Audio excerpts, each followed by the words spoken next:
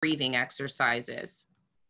I think it's extremely important when doing breath work to focus on the intention as well as the mechanics.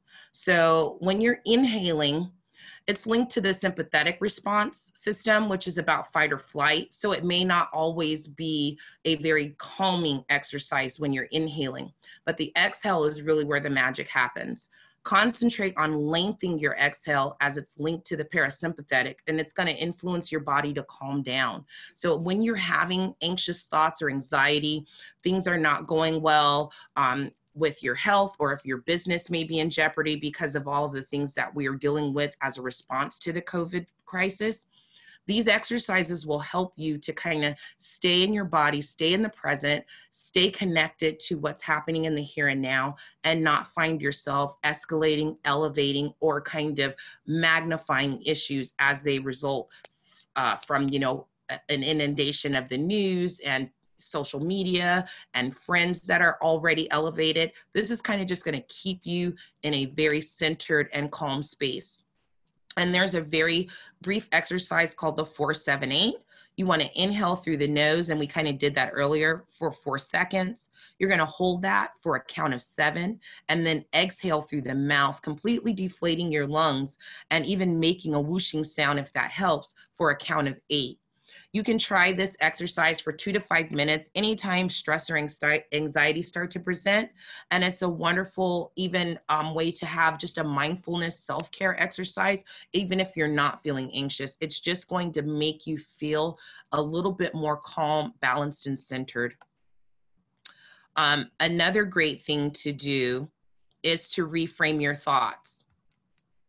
You want to always be aware that we can't control what happens in our lives. Things are going to happen that are simply out of our control, but what we can control is how we react. You want to recognize what's happening and tap into your negative response patterns. And by that, I mean, when you are presented with stressors or stimuli that kind of kick off those things in you that begin to present as anxiety, you know, shortness of breath, elevated blood pressure, jumbled thoughts, an inability to really focus. These things are going to help you to kind of stay balanced and centered. And if you recognize what's happening when those responses are getting kicked off, it's really good for reframing. So you want to understand, are you stewing on things? Are you kind of worrying about things that you really have no control over? Are you magnifying things? You may have one small issue that you're dealing with, and are you kind of blowing it out of proportion to what is exactly happening in the moment? Are you predicting? You know, we really have sometimes a negative habit of predicting negative outcomes. And so when you're doing those things, you're not present in your body and you're not present with the issue, and that can become outsized, and your response to it also can become outsized. So it's really, really important to really stay focused and connected to the present, the here and the now of what you're dealing with. Ask questions, like literally out loud, ask your questions. What's next? How am I going to adapt to this new circumstance? Run possible outcomes to the so that your perspective on the issue is clear. How do I feel about it? What are my thoughts around it? And then your response is not going to be elevated or outsized due to outside stimuli, because you're really connected to the actual issue. And then that's when the reframing comes in. You want to come up with an alternative to the doomsday scenario. What does this issue look like? What does this situation look like if I actually get what I want? Frequently, we sabotage ourselves by telling ourselves no before we've even encountered any outside feedback. We're not feeling confident, so we say, I'm not experienced enough. I don't have the proper education or training. I'm not going to be taken seriously. I don't have the credibility, et cetera, et cetera. Those are things that we can control by simply reframing our thoughts around the way we respond to stressful or anxiety inciting issues. And it's really going to help you to get rid of the scarcity mindset. If you believe that there is an abundance of resources, of love, of success, of access to all of those things, then you can kind of move yourself out of those frames of thought that can put us in those negative and dark spaces. And then lastly, we want to learn how to pivot. And pivoting is really just about being adaptable. It's about being mentally agile. Am I able to understand that in life, circumstances and people, and most of all, we are going to be constantly changing, growing, and evolving. So we have to be able to not get so connected to specific outcomes. You need to ask questions of yourself and the people around you so that you can gather those resources necessary so that you can tackle the issues. And the best thing to do is run those questions through your own mind first. Okay, what is the issue? How am I going to respond to it? What are the possible alternatives to the way this is playing out? Who can I go to for additional assistance, et cetera, et cetera. It does take some practice, but once you start to do it, you find that when you question yourself and you really examine issues, they don't seem as large and overwhelming as they do when we kind of don't deal with them and we want to push them out. And it's going to help you in your personal and professional life.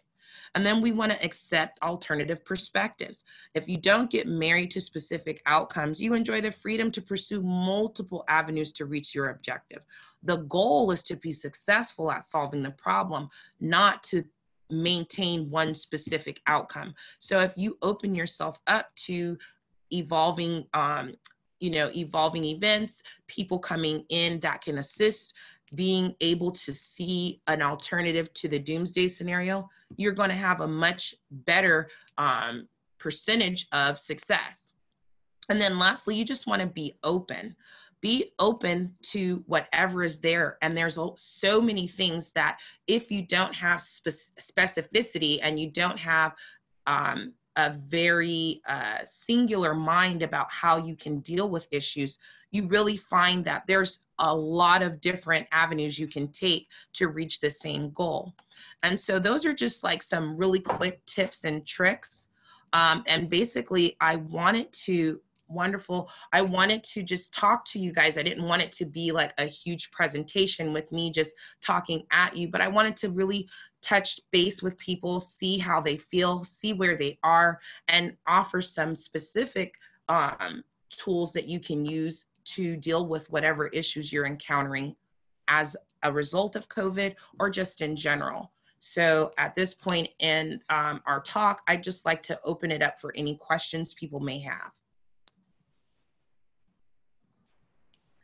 Raina, can you talk for a little bit about what Reiki is, how it's helpful, and kind of the process? Absolutely. So Reiki is an energetic modality. It is Japanese in origin. It is really about connecting to the 7 energy centers in the body called chakras. Some people are familiar, some may not be. So we definitely specifically work on the 7 chakra system, but there's schools of thoughts that believe you can go 8 through 14 in the etheric realm, and then 14 through 114 in the very highly, deeply evolved work that people do in their spiritual path. But we specifically in Reiki deal with the 7, starting at the root, which is the first chakra. At the base of the spine, it is responsible for your flight or fight responses. It's your survival instincts, your reptilian brain, those things that are just going to be automatic just for your daily survival. Next, you have the sacral chakra. The sacral chakra is seated in the womb and the testes. It is the creativity. It is the your vitality, your energy, your sensuality, your sexuality, your fertility, and your ability to procreate. And that is going to be really about connecting to pleasure, connecting to physicality, connecting to your energy. And then you have the solar plexus chakra. That's the gut. Those are the things that hit you right in the gut. You know they're true upon hearing them. That is your power center. That's where you manifest abundance. It's going to definitely be the engine that keeps you moving forward. Then you have the heart chakra, center of the chest. It's going to be responsible for love of self and love of others. It is going to be responsible for your romantic relationships, your familial relationships, your friendships, your business relationships, and your relationship to yourself, not being hyper self-critical, giving yourself a break, and just moving through the world with a modicum of grace. Next, you have the throat chakra. The throat chakra is responsible for your communication style, your message to the world, your ability to receive and to convey any type of messaging. It's your connection to your personal truth and how you convey that to others.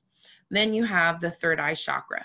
The third eye chakra is in the center of the forehead. It's all about mindfulness, connection to your mental clarity and focus, ability to learn, ability to process information, ability to manifest and create specific pathways to your objectives. And then you have the crown chakra.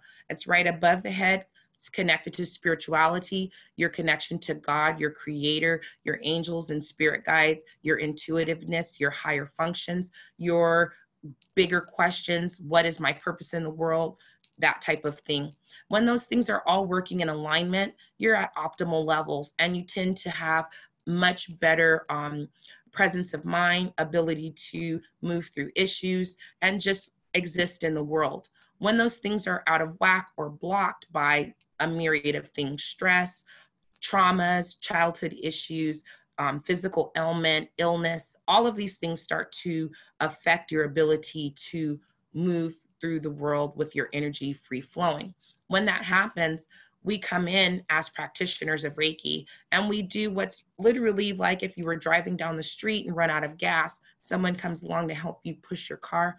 A Reiki practitioner is just coming along to give you an added push to remove any blockages and get your energy flowing. Reiki is fantastic. It is cumulative. So the more Reiki you receive, the deeper the Reiki goes. It's intuitive. The practitioner is not doing or guiding Reiki energy. Reiki energy knows exactly where it needs to be, and your body will receive it where it needs to go. So that's Reiki. And then I also do clinical hypnotherapy. And hypnotherapy is good for removing negative patterns, assistance with smoking cessation or weight loss. It's wonderful for connecting to blockages in your mental capacity or things that you want to work through from your past experience that become inhibitors to your growth. And it's a wonderful, wonderful form of mental assistance with learning how to reframe your thoughts in the positive, especially if you tend to have that negative inner monologue. I think that hypnotherapy is fantastic for just creating positive thought patterns. In hypnotherapy, just to kind of disabuse some of those old notions about the type of hypnotherapy you see like in a Vegas show, that's purely entertainment. Hypnotherapy in its modern iteration is not about loss of control. You're not being put to sleep. You're not going to be given a suggestion that is separate or apart from your actual and true nature. Like, I'm not going to set you to barking like a dog or anything like that.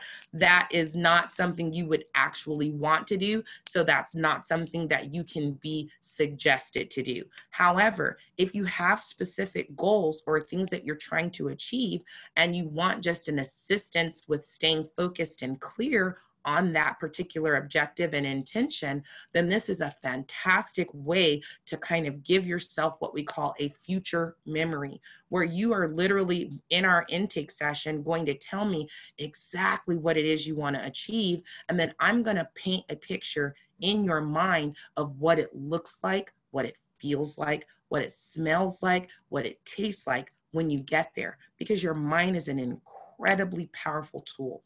And if you believe something and you can visualize it, it is much easier to make it manifest and come true in your life. And so those are kind of the ways in which I work energetically with clients. But if you're more of a traditionalist and you like things that are a little bit more down to earth, I do actually work in very specific coaching modalities, helping to set road maps and create mile markers where you're going to achieve a goal with a specific set of replicable and scalable tools so that you can learn how to goal set for yourself. And so that's kind of what we do here and how we like to assist in helping people to become more adaptable and being more mentally agile and able to receive lots of different changes in work life, home life, physicality, and mental conditioning. Thank you. That was amazing. That was a great overview. Very specific, which is fantastic. Okay. Who is on the call right now asked what a Reiki session looks like. If you could kind of walk us through like the process from having the appointment to leaving. Sure, absolutely. So Reiki is a very intuitive and very calming modality. So when you come in, you'll meet with the practitioner. Typically, you're going to be asked some questions about why you're there for the session, anything you'd like to receive from it, and just some general questions to understand where you are. Is your anxiety heightened? Are you having issues with sleeping or outsized amounts of stress or things that are negatively affecting or impacting your day-to-day life? And if not, is this just a general wellness practice for you, something that you'd like to do to become more connected and deeply in tune with your own energetic signature? And once you do that, and that takes typically anywhere from 5 to 10 minutes, maybe 15 if there's really a specific issue that you want to really dig deep on. And then you would be explained how Reiki is actually going to be performed. And that's when we talk about what Reiki is. Reiki energy is literally the invisible universal life force that animates your body. In the West, we call that the soul. In Christianity, that's something that you would consider the soul or the Holy Spirit or the inanimate energy that infuses your body. If you think of yourself like a robot and your brain as the supercomputer, this is going to be programming language. This is going to help you to access and disseminate your energetic body and your mental capacity. And then we talk about how Reiki is done. Reiki is done by a series of hand placements. The practitioner may or may not physically touch you. If they do, they are going to be in specific areas of the body because they're wanting to access those energy centers, starting from the head, down through the torso, and then finally at the feet. You may be asked to turn over. Some practitioners work solely from distance, so they don't necessarily even need to see you in person. I am attuned to do distance Reiki, and I do that as well. And because I'm also an avid crystal practitioner, I do crystal Reiki, so I would do crystal placements on the body. And once you start your session, you're going to feel the practitioner moving down through your energy centers, and most clients report things like feeling heat, buzzing, waves of energy, a really calm feeling, feeling enveloped in a very gentle white light. There's a lot of different ways Reiki presents, but the most frequent thing that I hear, I've even had clients like open their eyes and be like, do you have something in your hand? Is they're feeling what they say is heat or the release of energy throughout the body. And then after you finish the session, you'll typically sit down for about 5 minutes. I like to have my clients come fully back into their body and make sure that they're not a little woo-woo, because it can be a very heady experience. And if you haven't ever experienced that before, that infusion of energy can almost make you feel a little bit like you've had a glass of wine or two. So you need to really come back into yourself before you go back out. And I suggest that people make sure that they're staying very hydrated throughout the day. You typically are going to sleep extremely well. So it's always great if you have trouble sleeping or insomnia. And then people report just a general sense of well-being for several days after the session. And people come on different regularity. Some people want to come as frequently as possible. It could be as much as once a week.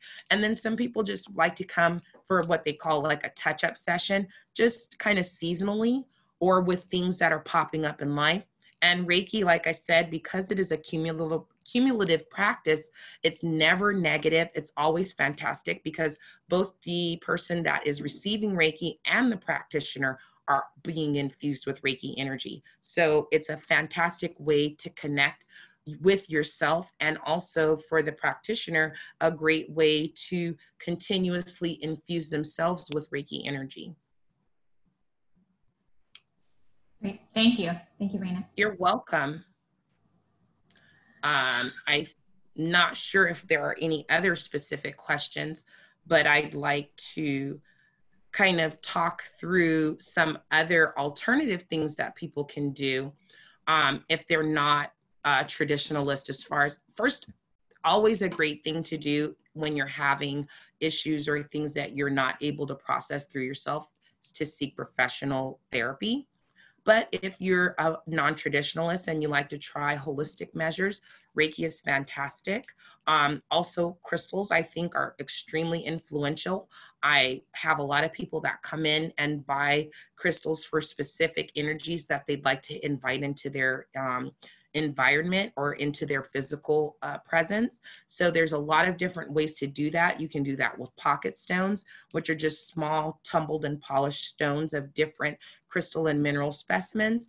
Or you could get a large environmental piece, and that's something that's going to influence the entire environment. That's your entire home, your entire business, your entire office space, whatever that is. And those things range in size from things that you would put on a shelf to things that are standalone, very large in size. And I am an avid advocate for crystal therapy. I think it is a multifaceted modality, and that you're going to have something that is aesthetically pleasing as well as energetically infusing you with lots of beautiful energy. So those are just some things that we do here. In addition to that, we host events. We like to keep our clients involved in what we do. We have an on-site jewelry designer who happens to be my mom. She's fantastic. She created these beautiful pieces that I'm wearing today. And she will head at what we call our mala classes. And malas are basically a talisman. It's a wonderful, it's an accessory piece. It's a necklace with 108 stones or crystal beads. And it typically is worn when people are counting mantras, much like you would use a rosary, but it's also great as an accessory. You can wear it long, you can double it, you can knot it, and you're always going to be receiving those beautiful energies from the crystals that you select when you create your own mala. And you can program it with your specific intentions. They make fantastic gifts. They're wonderful just to have in your environment, even when you're not wearing them. I have people that will hang their malas in different places so they can see them even when they're not wearing them. So that's another great thing that we do. Just a lot of things. Our intention is to be a community space, to be a wellness space, to be a shared space. So if you have meetings or events that you'd like to host, if you'd like to create a ladies' night, or you have a group that you meet with, a book club or something else, we have an open space, and we like to create events around that, but also open it up for the community to utilize. So that's really kind of most of what I had prepared to talk about. If there are any other questions or things that people would like me to talk about, I'm happy to do that as well. All right, let's see. I do have a question, Raina, about you're talking about the crystals and gemstones and the healing powers and properties. Do you have to be someone who is very open to that kind of healing in order to get the energies from it? Or do you see better results that way than if somebody's kind of a little skeptical coming in? What's been your experience with that? Well, that's a great question. Actually, to be honest, I came to this work very late in life. I didn't start practicing Reiki until I was 38 years old. So I went the majority of my life being one of those skeptics, a non-believer. I don't believe in that. That's hoo-ha, that's hoogity boogity. That's not my thing. I'm a woman of letters and science. And so it wasn't something that I actually really connected to until I was introduced to it in a very intimate way and started to realize how influential these crystals could be. And it was through beginning to do my Reiki practice and working with crystals and seeing that there was kind of a through line in my own life. My mother loved crystal. As a kid, I remember she had lots of beautiful crystals, mostly clear quartz, in her home, carved into shapes like animals and flowers and beautiful things that we just looked at as object d'art instead of as things that were influencing us. So I always loved aesthetically crystals, but I didn't realize how resonant they could be with their individualized energies until I started working in Reiki and then looking at alternative modalities and buying crystals and working with crystals in meditation and laying them out in placements and creating grids and drinking from like a crystal water bottle and things like that, where you're constantly what I call charging yourself, because crystals on their own, especially if you're a skeptic, like it's not a magic wand. It's not going to do anything if you're not at least open to the possibility that it is, because crystals are programmable and they are very intuitive in that when you receive crystals, you typically want to cleanse them, and there's a myriad of ways you can do that. And once you cleanse them, you want to program them with your intention, which is literally like saying an affirmation. I really want to receive some calm when I utilize this crystal. And because crystals work on the same property as they do in your watch, because you use all of your watches run on a crystal, your cell phone runs on a crystal, your PC runs on a crystal. It is highly capable of holding and recording vast amounts of information. So crystals have been forming for sometimes millennia. So when you are working with them, this crystal is capable of receiving whatever your intention is and holding that space so that it remains an affirmation. Every time you interact with it, it is going to be exuding that energy that you programmed it with. That's the same way your computer works. It's the same way your cell phone works. They work that same way on you. Again, using the frame of reference of your body being a robot and your brain being a supercomputer. If you think of crystals like batteries, it all kind of works in conjunction together. And I see your question, do I believe that raw form is more powerful than faceted? No, I believe that crystals are going to hold, because they are the microcrystalline, the scientific formation of the crystal is exact through and through. So even when you cut crystal into shapes, or you facet it, or you polish it or tumbled, you're not changing its chemical makeup. So the only difference in the raw form of the stone and the polished form of the stone is that the raw form of the stone has not been programmed with any intention outside of its natural characteristics. When you buy stones that are cut into the shapes of what we call talismans, like animals or flowers, or shapes like obelisks or pyramids, that is initial programming.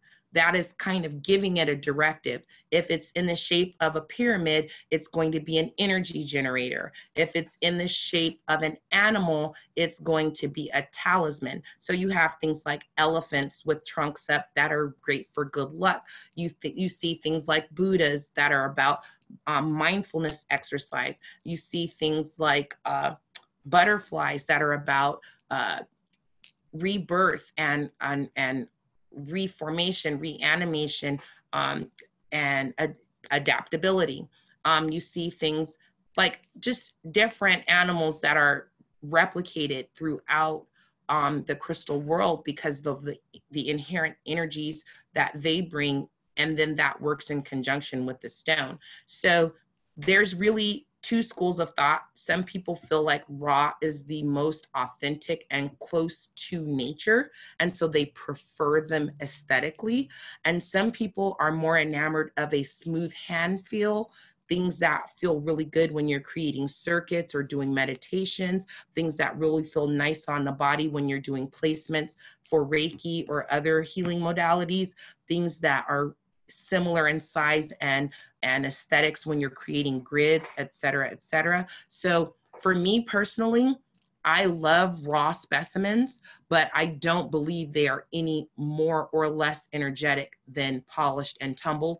I think they're just not as programmed, if that answers your question.